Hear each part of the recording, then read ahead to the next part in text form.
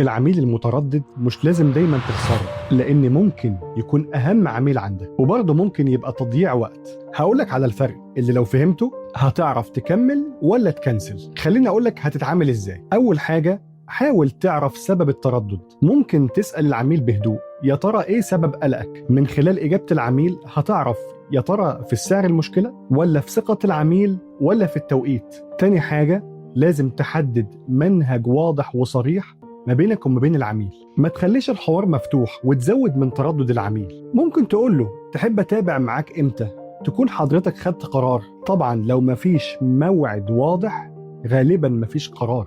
تالت حاجة، لازم تعرف إمتى توقف. لو العميل بيأجل بدون سبب ومش بيتحرك ومش بينجز، العميل اللي ناوي يدور على حد مش بيعقد الأمور. في الفيديو اللي جاي هقولك إزاي تبني عقلية صاحب بيزنس قوية. أنا أحمد طلبة، ولو مهتم تبني بيزنس صح تابعني، وكالعادة اللي جاي هيفيدك أكتر. بالتوفيق.